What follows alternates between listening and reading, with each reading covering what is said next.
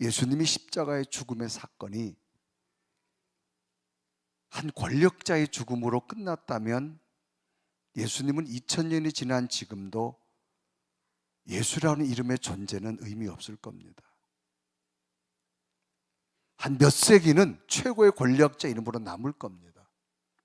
그런데 2000년이 지난 지금도 전 세계인들 가슴 속에 새로운 생명과 불을 일으키는 이유는 예수님은 목숨을 주었기 때문입니다. 성경은 역설적입니다. 오늘 밤에 여러분들이 시간을 허비하는 것지만 그렇지 않습니다.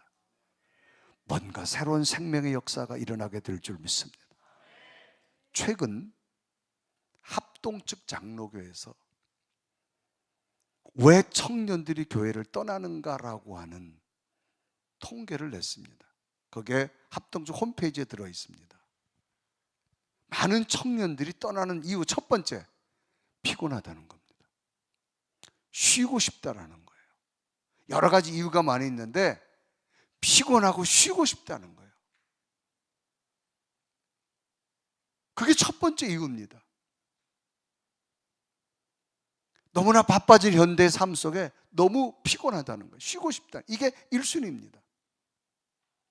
그런데 청년들이 그래도 교회를 안 떠나는 이유가 있어요. 그건 뭐냐? 부모님이 교회에 다니는 청년들은 그래도 탈 교회가 적어진다는 거예요. 이게 통계입니다.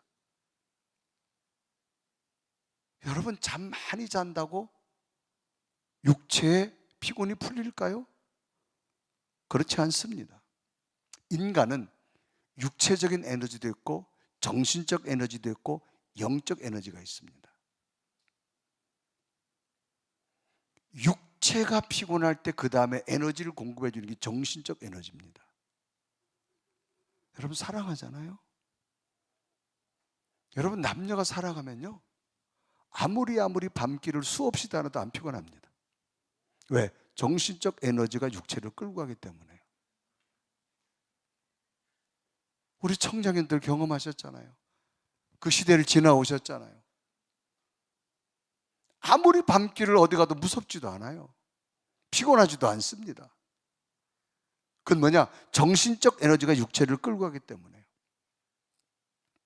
그런데 그 사랑이 오래 갑니까? 결혼하고 난 그 순간부터 뭐가 됩니까? 밤길 가자면 혼자 갔다 오라 그러고 피곤해서 나는 못 간다 그러고 정신적 에너지도 고갈될 때 있어요. 이럴 때 우리에게 새 힘을 주는 게 뭔 줄 아세요? 영적 에너지입니다. 사랑하는 아무개 내가 너와 함께 하리라. 내가 너 부부를 축복하고 내 가정과 함께 하리라. 이 음성이 들려오는 순간 우린 다시금 정신이 힘을 얻고 새 힘을 얻을 줄로 믿습니다. 그러니까 이 예배는 뭐냐? 영적으로 새 힘 얻는 시간이에요. 그런 시간 되기를 주님의 이름으로 축복합니다. 이탈리아 화가 이야기부터 시작합니다. 34살에 짧은 생애를 마친 화가가 있습니다. 이 사람은 도메니코 펜이라고 하는 화가입니다.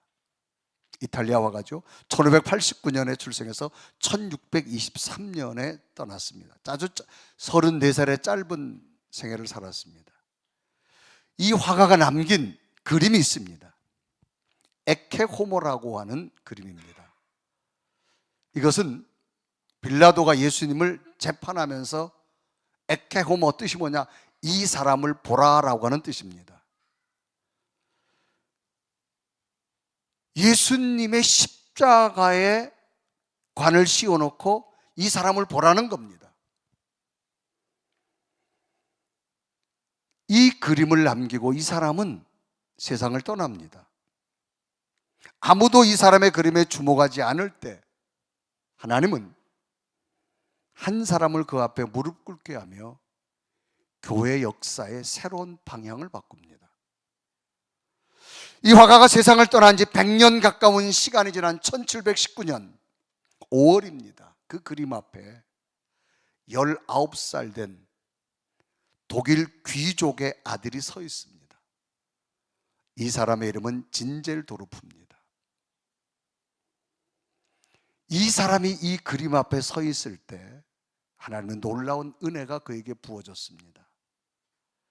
그가 그림을 바라보고 있을 때 그 영혼의 음성이 들려옵니다. 나는 너를 위해 이 일을 했건만 너는 나를 위해서 무엇을 하느냐라고 하는 음성이었습니다.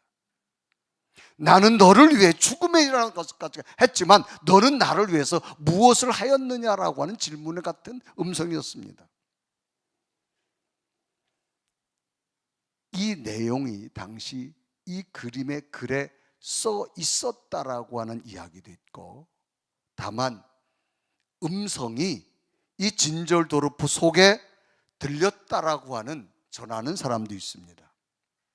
어느 쪽이든 상관없습니다. 글이 있었던지 없었던지 그에게 하나님의 은혜가 임하였다라고 하는 사실입니다. 이 예수님의 음성을 들은 진젤도르프는 그 후 고향으로 돌아갑니다. 백작으로 누릴 수 있었던 것보다 하나님을 위해서 예배와 기도에 집중합니다. 당시 독일의 강한 게르만족의 백작이라고 하는 것은 대단한 권력입니다. 이 백작들은 당시 독일에 세 개의 등급이 있었습니다. 왕족 밑에 그 밑에 그 다음 백작입니다. 이 백작은 한 땅을 줍니다. 영토를 줍니다. 거의 개인 소유입니다. 거기에서 스스로 독립적인 삶을 살아가는 게 백작이었습니다. 진젤도르프는 백작의 아들이었습니다. 그래서 고향으로 돌아가서 예배하고 기도하는 중에 체코에서 종교의 자유를 찾아서 이동한 모라비안 교도들을 만나게 됩니다. 이 모라비안 교도들은 루터보다가 더 일찍 개혁을 외쳤던 체코의 존 후스라고 하는 이 종교개혁가입니다. 이 사람들의 개신교도들의 무리였습니다. 이 모라비아는 당시 체코의 동부 쪽입니다. 존 후스는 서부 쪽입니다. 동부 쪽에 있는 지역의 이름이 모라비안입니다. 이곳에서 이들은 종교개혁자 존 후스의 영향을 받고 이곳에서 체코에서 신앙생활을 할 수 없어서 독일 쪽으로 넘어왔습니다. 이때에 이 진젤도르프와 만나게 됩니다. 진젤도르프는 모라비안 교도들을 자신의 영지 땅 헤른후트라는 곳으로 이주를 시킵니다. 이곳에 와서 함께 예배하고 기도하기 시작합니다. 정착합니다. 모라비안의 형제회를 만들고 본격적으로 이 모라비안 교도들과 함께 경건주의 운동을 시작합니다. 이 모라비안 교도들이 영적 운동하는 것, 경건 운동하는 것 누구도 알아주지 않았습니다. 인정받지도 못했습니다. 그러던 중에 1729년에 영국의 국교 사제였던 웨슬레가 미국으로 선교를 떠납니다. 그런데 풍랑을 만나게 됩니다. 거의 죽음의 위기입니다. 죽음 앞에 누구나 다 두려워하잖아요.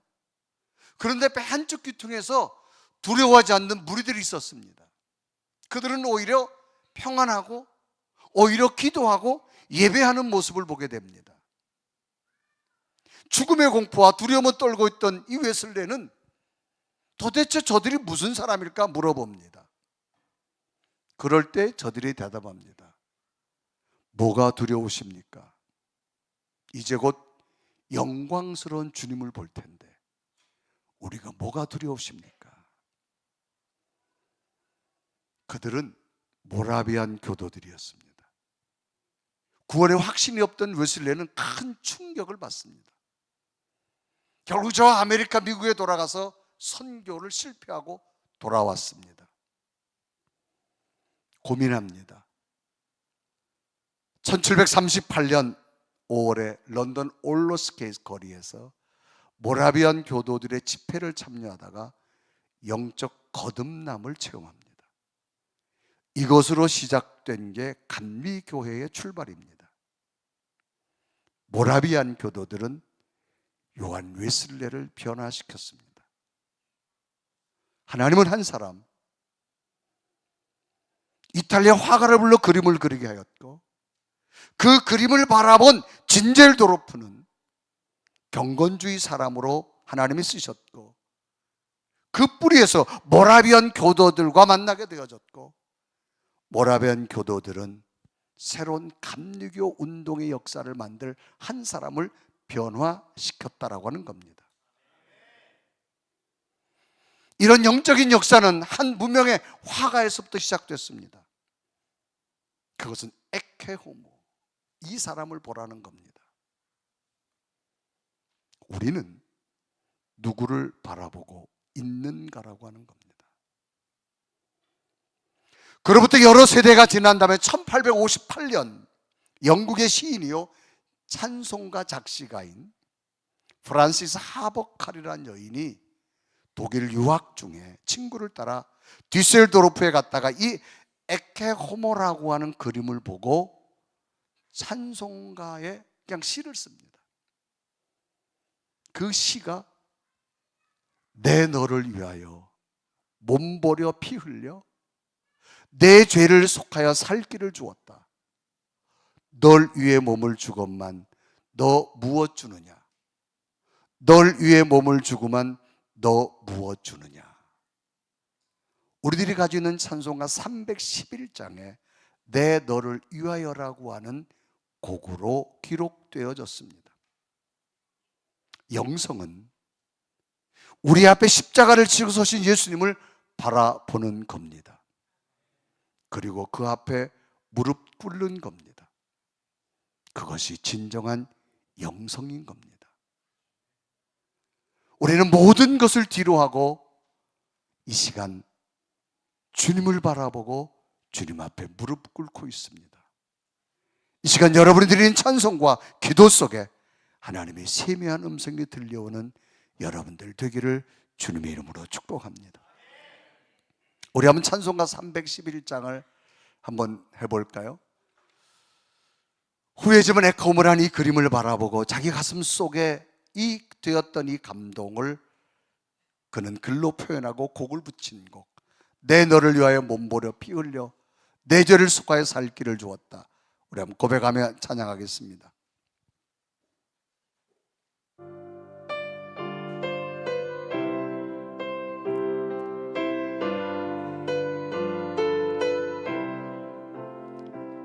내 너를 위하여 몸버려 피 흘려 내 죄를 속하여 길을 주었다. 널 위해 몸을 주건만 너 무엇 주느냐? 널 위해 몸을 주건만 너 우리 다시 한번 1절을 찬양합니다. 내 너를 위하여 몸버려 피 흘려 내 죄를 속하여 살 길을 주었다. 널 위해 몸을 주건만 너 무엇 주느냐? 널 위해 몸을 주건만 너 무엇 주느냐?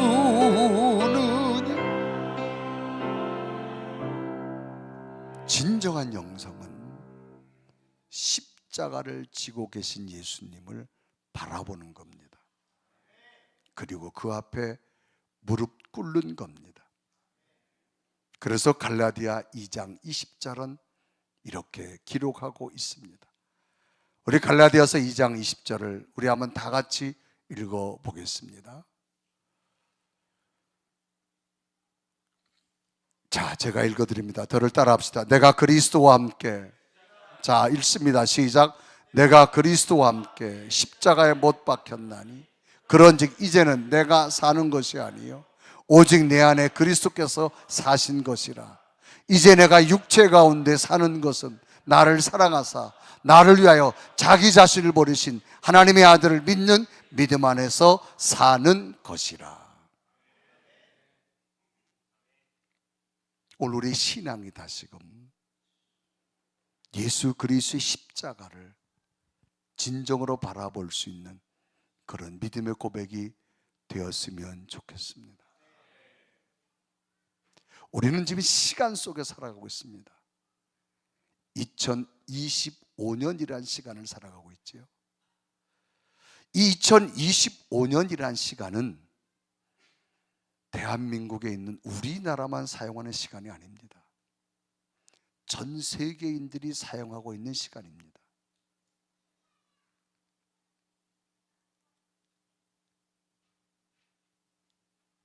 시간의 기준점을 보면 기원 전과 기원 후로 나누어지지요. 기원 전과 기원 후를 나눈 분기점이 있습니다. 그것은 바로 예수님의 탄생이라고 하는 기점입니다. 그래서 영어로 기원 전을 BC라는 약자를 씁니다. Before Christ, 예수님 탄생 이전이라는 약자를 씁니다. 기원 후를 AD라는 약자를 씁니다. 이건 라틴어입니다. 아노 도민이라는 뜻으로 예수님과 함께라고 하는 시간입니다. 그러면 2025년은 누구와 함께 왔느냐? 예수님과 함께 온 시간입니다. 이 시간은 우리만 믿는 것이 아니라 전 세계 사람이 다 공유하고 있습니다. 그러면 적어도 전 세계 사람들이 그것을 시계라 그러면 나도 시계로 받아들이는 게 지혜입니다. 전 세계 사람들이 시계라 그랬는데 아니야, 그거 돌멩이요, 그건 바보입니다. 우리는 보편 타당성이라는 말이 있습니다. 적어도 전 세계 사람들이 사용하고 있는 시간이 2025년 기원 전과 기원 후의 시간입니다. 그 출발선상이 예수님의 탄생이었습니다. 그러므로 우리가 믿는 예수님은 거짓이 아닙니다. 진실입니다. 분명합니다. 이 예수님의 시간이 우리와 함께 동행할 때, 이 시간도 예수님의 시간 속에서 동행하는 이 밤에 여러분 속에 살아계신 주님이 다시 임하는 밤 되기를 주님의 이름으로 축복합니다. 오늘 성경은 한 사람에게 일어난 사건인데 이 사람은 앞을 보지 못하는 사람입니다. 성경에 시각장애인 소경 그렇게 소개합니다. 여리고라는 마을이 나오지요. 당시 여리고는 물이 굉장히 풍부한 곳이었어요. 여기는 헤롯이 의해서 만들어진 도시였습니다. 겨울에 헤롯이 휴양을 올 정도, 헤롯 궁전처럼 있는 곳도 바로 이런 곳이었습니다. 팔레스타인이라 가장 아름다운 곳이라고 평해도 과언이 아닐 정도로 여리고는 물이 풍부하고 경치가 좋고 농사도 잘 되고 그런 곳이 바로 이 여리고입니다. 오늘 성경에 보면 예수님께서 여리고에서 많은 자들에게 복음을 증거하고 여리고를 막 벗어나는 장면입니다. 그런데 아마 이미 이때에 예수님이 가는 곳마다 특징이 있습니다. 사람들이 굉장히 많이 모여들었어요. 오늘 성경은 예수님이 모여들인 자들을 성경은 뭐라고 기록했느냐? 자, 우리 한번 성경을 한번 읽어볼까요? 46절을 다 같이 읽습니다. 시작. 그들이 여리고에 이르렀더니 예수께서 제자들과 허다한 무리라 그랬어요. 여러분, 허다한 무리라고 하는 말은 한두 사람을 말하지 않습니다. 많은 사람. 그래서 48절에 보면 많은 사람이라는 단어가 또 나옵니다.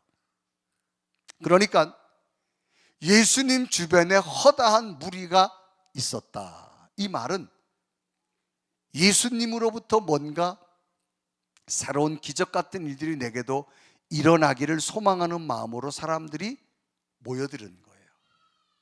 그래서 예수님이 그 여리고에서 말씀을 증거하다 여리고 마을을 막 벗어나려고 하는 입구에 한 사람이 소개되는 이 사람은 바디메오입니다.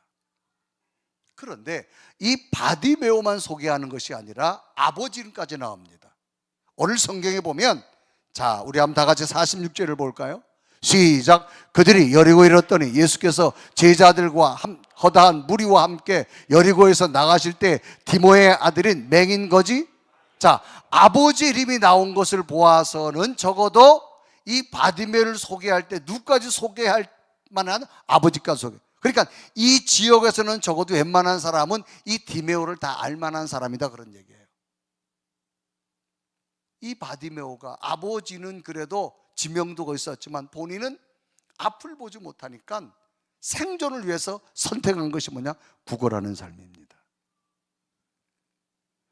그래서 이제 이 사람이 구걸하고 늘 길거리에 앉아 있는데, 대체적으로 여러분, 앞을 보지 못하는 사람의 특징이 뭐냐면 보진 못하지만 듣는 데는 발달됩니다. 여러분, 짐승들이 청각이 사람의 200배라 그러잖아요. 그래서 굉장히 미세한 소리도 짐승들은 금방 감지하게 되어집니다. 특히 앞을 보지 못하는 사람들은요, 사람은 정보를 얻을 때 보면서 많은 정보를 얻지만 보지 못 다른 기능을 하는데 바로 듣는 겁니다. 굉장히 발달됐어요. 그런데 어느 날 갑자기 보니까 자기 마을에 사람들이 많이 움직이는 소리를 들립니다. 깜짝 놀랐어요. 왜 많은 사람들이 이렇게 왔을까? 그런데 그 발걸음 소리가 점점 가까이 왔는데 자기 앞을 지나가게 됩니다. 보니까 예수님이 그 마을에 오신 거예요. 이럴 때 바디메오는 자기 앞을 지나가는 예수님을 향하여 소리를 칩니다. 다윗의 자손이여, 나를 불쌍히 여겨 주시옵소서. 많은 사람들이 조용해라, 잠잠해라 꾸짖습니다. 성경에 보면 더욱 심히 소리질러 또 부르짖습니다. 주님은 가던 발걸음 멈췄습니다. 네가 나를 불렀느냐? 네. 왜 불렀느냐? 주님, 저는 당신이 하나님의 아들임을 믿습니다. 저는 볼 수 없는 자입니다. 그러나 나는 당신이 하나님의 아들임을 믿기에 보기를 원합니다. 성경의 한마디입니다. 내 믿음대로 될지어다. 네 입술을 고백한 그대로 된다라는 거예요. 그래서 바디메오가 주님의 말씀을 읽고 아멘 외쳤을 때 오늘 성경은 기록합니다. 곧 보게 돼요. 곧 보게 되어서 다시금 주님을 바라보고 따르는 자가 되어진 기록입니다. 볼 수 없었던 자가 진정 주님을 보게 되어진 사건. 한 화가의 그림을 보고 그 영혼의 감동을 받아 새로운 주님을 보게 된 이 그림의 역사 속에서도 주님의 살아계신 메시지가 전달된다면 오늘 우리 삶 가운데서도 진정 주님을 다시 볼 수 있는 여러분 믿음 되어지셔서 하나님의 살아계신 기적이 오늘 여러분 삶 속에 분명한 사실로 증명되는 믿음 되기를 주님의 이름으로 축복합니다. 그러면 이 허다한 무리 수많은 사람 중에 특징이 있습니다. 기적은 바디메오 한 사람에게 집중됐습니다. 허다한 무리란 얘기는 굉장히 많은 사람을 말합니다. 그러면 이 많은 사람들이 예수님을 따라온 이유가 뭘까요? 나도 예수님으로부터 새로운 기적을 경험했으면. 그런데 오늘 마가복음 10장의 사건은 그 허다한 무리에게 기적을 주지 않습니다. 한 사람 바디메오에게만 역사가 나타납니다. 그럼 왜 예수님께서는 허다한 무리에게 역사를 주지 않고 한 사람 바디메오에게만 기적 같은 그 누구도 상상할 수 없던 일을 주었을까? 특징이 있습니다. 첫째는 뭐냐? 들었습니다. 듣다라고 하는 겁니다. 사람이 듣는 게 참 중요합니다. 사람은 소리에 따라서 눈도 가게 되고요, 소리에 따라서 몸도 움직이게 됩니다. 그래서 믿음은 들음에서 난다라고 성경 기록할 정도입니다. 우리는 하루하루 삶을 살다 보면 참 많은 걸 들어요. 듣는데 사람은 자기가 관심 있는 것만 듣습니다. 축구 좋아하는 사람은요, 누가 축구 얘기하죠? 바로 얘기합니다. 왜? 관심 있으니까. 테니스 좋아하는 사람은요, 갑자기 테니스로 갑니다. 그러니까 여러분, 어떤 것에 관심 있냐에 따라서 들려옵니다. 여러분, 수많은 소리가 다 안 들려와요. 자, 여러분, 교회에서도 보면요, 유아실에 보면 막 애기 울잖아요. 애기가 다 운다고 뛰어오지 않습니다. 자기 자식이 울 때 그 엄마만 뛰어옵니다. 왜? 관심이 늘 아이에게 있으니까. 사람은 듣는 것 중에 가장 중요한 관심이 어디 있느냐는 겁니다. 오늘 성경에 보면 예수님 집에 따라다니는 사람이 허다한 무리였어요. 그런데 이 바디메오 앞으로 예수님이 지나갑니다. 예수님이 지나가다가 오늘 바디메오가 어떠할 때 동작이 시작되는가? 자, 47절 볼까요? 47절 시작. 나사렛 예수시란 말을 들었어요. 자, 지나가는 사람들이 지금 누가 지나가느냐? 예수님이 지나간다는 소리를 잠깐 들었어요. 그런데 바디메오 반응이 나오죠. 소리질을 내리되 다윗의 자손 예수여 나를 불쌍히 여겨 주옵소서. 그러면 이 바디메오 속에 뭘 가지고 있었을까요? 관심을 가지고 있었어요. 뭐예요? 예수님에 대한 관심, 하나님에 대한 관심. 여러분, 은혜는 누가 받는지 아세요? 관심 있는 자가 받습니다. 여러분, 이 밤도 누가 오신 줄 알아요? 그래도 은혜에 관심 있는 여러분이 오신 거예요. 청년에 대해 관심 있는 분, 청장년에서 관심 있는 분, 다음 세대에 관심 있는 분들이 오신 줄로 믿습니다. 그러니까 관심에 따라 들려지는 게 달라요. 그런데 오늘 성경을 보니까 예수시란 말을 듣고 앞은 못 봐요. 지금 예수님이 지나가는 것도 몰라요. 그런데 들려오는 소리가 예수님의 소리야. 왜 그러면 바디메오가 바로 외치게 나왔을까요? 늘 관심을 가지고 있었다는 거예요. 여러분, 사람은 관심 있는 걸 듣게 됩니다. 여러분 속에 늘 복음을 관심을 갖는다면 복음의 소리가 들려올 거고요. 은혜에 관심을 품는다면 은혜의 소리가 들려올 거고, 하나님의 기적에 대한 관심이 있으면 기적이 들려오게 될 줄로 믿습니다. 여러분, 잘 들으시기를 바랍니다. 잘 듣는 게 참 중요해요. 간혹 여러분 오락 프로그램 보면 이런 거 있어요. 연예인들이 쭉 한 5명 서 있고 전부 귀를 막잖아요. 그리고 앞에 한 사람이 종이에다가 무슨 글씨를 써줘요. 바구니 있으면 그걸 보고 큰 소리. 그러면 그 다음 사람이 뭘 하는 줄 아세요? 뻐꾸기 그래요 또. 그럼 뻐꾸기 들은 사람은 끝에 가면 이상한 소리가 나요. 왜? 듣지 못하기 때문에 그래요. 듣는다는 게 참 중요해요. 여러분, 하나님의 소리는 아무나 들리지 않습니다. 들을 만한 자에게 들릴 줄로 믿습니다. 그러니까 적어도 여러분 예배에 영적으로 은혜 받았다는 건 여러분 이건 정말 선물 중에 선물입니다. 아멘. 여러분, 식당 가가지고 음식 잘 먹고 오면 기분 좋아요, 안 좋아요? 질문이 어려워요? 여러분, 식당 가가지고 여러분 정말 내가 돈 낸 만큼 이상으로 음식을 맛있게 먹으면 기분이 얼마나 좋은지 몰라요. 여러분, 교회는 목적이 뭘까요? 은혜 받으러 오잖아요. 여러분, 강단의 메시지를 통해서 하나님의 말씀을 통해 여러분 은혜 받는 거는 정말 하나님의 살아계신 기적인 줄 믿습니다. 잘 들을 수 있는 여러분 되기 바랍니다. 이 바디메오는 지금 제일 중요한 게 뭐냐?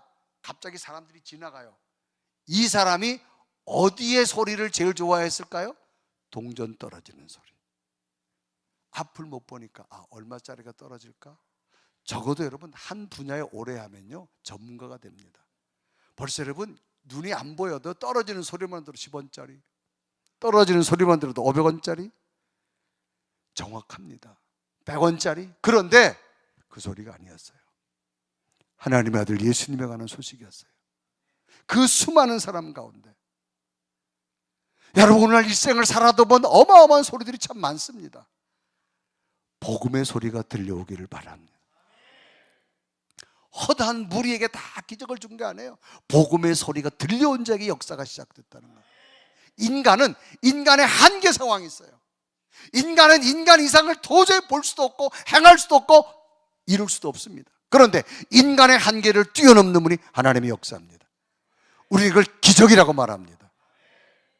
우리의 이치와 논리와 맞지 않습니다. 그러나 하나님은 행하십니다. 이런 기적은 하나님의 소리가 들려오는 자에게 주실 줄로 믿습니다. 허다한 무리에게 다 역사가 나타나는 것이 아니라 앞을 보지 못한 바디메오 한마디, 내 믿음대로 될지어다. 믿음은 들으면서 납니다. 늘 여러분 주의 음성을 들으시고 말씀을 들으시고 은혜의 소리가 들려오길 바랍니다. 들려오고 나니까 어떻게 했느냐? 그 다음에 두 번째는 고백이 나왔어요. 고백이라는 말은 뭐예요? 내 속에 있는 것을 사실대로 그대로 표현하는 걸 고백이라고 말합니다. 이 바디메오의 고백이 뭐냐? 47절 읽습니다. 47절 시작. 나사렛 예수시란 말을 듣고 소리질러 이르되 다윗의 자손이여 나를 불쌍히. 정통 유대인들은 이들이 갈망하는 게 있습니다. 뭐냐? 구약의 많은 예언서에 뭐가 소개됐는가 하면 메시아, 구원자가 온다라고 하는 겁니다. 그런데 예수님이 구원자라고 하는 사실은 믿질 않았어요. 그래서 정통 유대교에서 예수님이 구원자라고 하니까 죽이려고 그랬잖아요. 그런데 오늘 성경은 바디메오 고백은 뭐냐? 예수란 말을 듣고 소리질러 외칩니다. 다윗의 자손이요. 왜? 구약은 다윗의 후손으로 인류의 구원자가 온다라고 하는 말씀이 예언서에 기록되어 있습니다. 아멘. 자, 그 기록이 이사야서 11장 1절은 다 같이 읽어봐요. 시작. 이새의 줄기에서 한 싹이 나며 그 뿌리에서 한 가지가 나서 결실.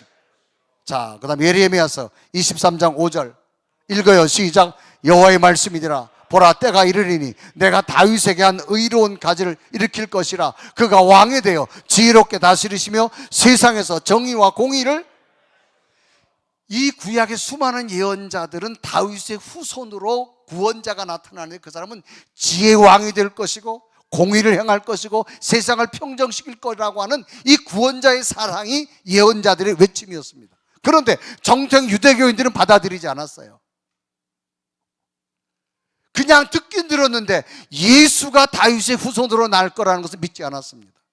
그런데 바디메오는 예수란 말을 듣고 고백하는 겁니다. 다윗의 후손으로 당신이 메시아로 오심을 나는 믿습니다. 다시 47절 읽어요. 시작. 나사렛 예수시란 말을 듣고 소리질러 이르되 다윗의 자손이여 나를. 그냥 외친 것, 소리를 질렀어요. 다윗의 자손이여 나를 불쌍히. 나는 당신이 구약에 예언한 하나님이 보낸 다윗의 후손의 메시아 구원자가 됨을 나는 믿습니다. 사람은 자기 표현이 정확해야 돼요. 자기 표현. 여러분, 친구가 나 너 좋아해, 그 표현 하나에 마음이 열리고요. 엄마 사랑해, 그 한마디에 마음이 열리고요. 우리 인간은 내면을 표현할 수 있는 건 고백입니다. 내 마음에 있는 걸 숨김없이 하는 것. 여러분이 입술로 고백을 주님을 사랑합니다. 내가 아멘으로 당신의 뜻이 내게 이루어질 줄 믿습니다. 이게 다 고백하는 거예요. 고백하는 거. 그러니까 교회에서는 뭐냐? 아멘이 넘쳐나야 돼. 아멘은 뭐예요? 하나님 뜻이 내게 이루어질 줄 믿습니다. 오늘도 하나님의 살아계신 믿습니다. 이게 고백하는 거, 고백하는 거. 허다한 무리가 있었지만 예수의 말 앞에 그는 고백합니다. 나는 당신이 구원자가 됨을 나는 믿습니다. 그 수많은 사람들이 주님 곁에 따라다녔지만 주님은 그 사람의 소리를 듣지 않고 진정으로 고백하는 바디메오의 소리를 듣습니다. 가던 발걸음을 다 멈췄어요. 그리고 바디메오에게 묻습니다. 내가 너에게 무엇 해주기를 원하느냐? 성경에 보면 바디메오는 분명한 확신의 간구를 합니다. 자, 우리 한번 성경 읽어볼까요? 51절 52절을 읽어요. 시작. 예수께서 말씀하여 이르시되 내게 무엇하여 주기를 원하느냐? 맹인이 이르되 선생님이요? 자, 보기를 원합니다. 보기. 여러분, 2025년 오늘을 살아가는 우리에게 현대 의학이 굉장히 많이 발달되어 있지만 선천적으로 빛을 잃은 자들에게 눈이 뜬다? 불가능합니다. 그런데 2020년 전입니다. 2000년 전입니다. 아주 원시 의학이 발달되지 않은 시대에 바디메오 고백이 뭐예요? 주님 보기를 원합니다. 나는 당신이 하나님의 아들임을 믿어지게 보기를 원합니다. 이건 뭐예요? 확신 있는 고백입니다. 확신 있는 고백. 확신의 간구를 말합니다. 다시 읽어요. 51절 시작. 예수께서 말씀하여 이르시되 내게 무엇하기를 원하느냐? 맹인이되 선생님이여 보기를. 그러니까 예수님이 뭐라 그래요? 52절 다 같이 읽어요. 시작. 예수께서 이르시되 가라 내 믿음이 너를 구원하라 하시니 그가 곧 보게 되어 예수를 길에서. 내 믿음대로 된다는 거예요. 내 믿음대로. 오늘 우리가 어떤 믿음이 있어요? 이 밤도 주님은 살아계시기에 나와 함께 하기에 우리 예배를 받으시고 우리 속에 임재하셔서 나를 새롭게 하셔서 하나님의 능력을 믿기에 이 밤도 오신 줄로 믿습니다. 오늘 우리에게도 뭐가 필요할까요? 여러분들에게 물으실 겁니다. 내가 너에게 무엇 해주길 원하냐? 확신의 간구입니다. 얼마만큼 기도를 해도 확신 있게 하느냐? 지금 받으면 외칩니다. 보기를 원합니다. 얼마나 이게 허망한 외침이에요. 그런데 바디메오스 나는 당신이 하나님의 아들을 믿습니다. 하나님의 능력을 믿습니다. 그러면 내게 이 빛을 볼 수 없는 절망의 시간에서도 당신의 능력이 임한다면 이루어질 줄로 믿습니다. 주님은 내 믿음대로 된다. 내가 간구한 대로 된다. 여러분 하나님의 성전에 기도할 때마다 분명한 확신의 간구가 있기를 바랍니다. 그냥 의미 없는 기도하지 마세요. 오래 기도하고 그게 중요한 게 아니라 지금 내가 어떤 고백을 하느냐. 아무리 씨앗을 심어도요 죽은 씨앗에 아무 의미 없습니다. 살아있는 씨앗을 심으십시오. 싹이 날 것이고 꽃 필 것이고 열매가 될 줄로 믿습니다. 왜? 예수님은 살아계시니까. 오늘 성경에 허다한 무리가 있었지만 기적은 한 사람. 무엇이 그에게 있었습니까? 다른 것 아니에요. 그는 확신 있는 간구가 있었고요. 그에겐 다른 거 있지 않았습니다. 잘 듣고 고백했습니다. 이런 은혜가 우리 속에 있었으면 좋겠습니다. 그러면 오늘도 있어야 될 이유가 뭐냐? 복음은 사실이니까. 2025년의 시간은 사실이니까. 그러므로 예수님은 지금도 우리와 함께 하실 줄로 믿습니다. 성경에 보면 야곱이라는 사람이 아버지 집을 떠나서 저 외삼촌 라반의 집으로 가다가 베델이라는 곳의 광야에서 너무 무서워서 혼자 있는 줄 알았어요. 그런데 꿈속에 하나님이 찾아갑니다. 그때 찾아가서 살아계신 하나님을 만난 다음에 야곱이 어떤 고백하는 줄 아세요?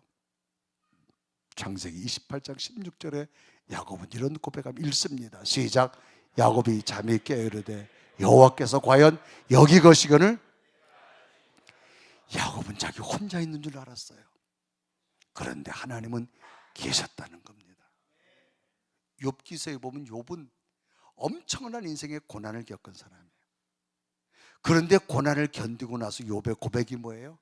한 가지입니다. 욥기 42장 5절 다 같이 읽어요. 시작. 내가 죽게 돼 귀로 듣기만 하여 싸우니 이제는 눈으로 주를. 귀로만 들었는데 눈으로 본다는 얘기는 분명한 확신 있는 살아계신 하나님을 보게 된 줄로 믿습니다. 오늘 우리에게 뭐가 필요할까? 에케호모, 이 사람을 보라. 다시 우리는 십자가를 바라볼 수 있는 믿음이 필요합니다. 바디메오는 눈이 보이지 않지만 영안으로 주를 바라봤을 때 육신의 눈까지 떠지는 기적을 얻었다면 오늘도 다시 한번 영의 눈을 뜨시고 십자가를 바라볼 때 하나님의 놀라운 역사는 다시금 일어나게 될 줄 믿습니다. 왜? 살아계신 주님이시니까. 예수 그리스도의 탄생은 역사적 사실이고 지금도 역사 속에 운행하시니까. 그러므로 살아계신 하나님을 붙드시고 확신 있는 고백을 하십시오. 하나님은 여러분과 함께 할 것이고 새로운 성령의 역사가 여러분에게 일어나게 될 줄로 믿습니다. 그런 놀라운 일들이 여러분이 있기를 주님의 이름으로 축복합니다. 한 문명의 화가를 통해서 시대 역사 속에서 주님을 소개하고 많은 기독교 역사를 새롭게 이룬 것처럼 오늘 여러분들이 바라보는 십자가의 능력이 여러분 가정을 변화시키고 자녀들이 미래를 열어갈 것이고 여러분 삶에 누구도 할 수 없었던 하나님의 기적 같은 일들을 허다한 무리가 되지 마시고 바디메오처럼 기적을 만드는 여러분 되기를 주님의 이름으로 축복합니다. 이유는 하나입니다. 주님은 지금도 살아계시기 때문입니다. 이 고백이 여러분이 있기를 주님의 이름으로 축복합니다.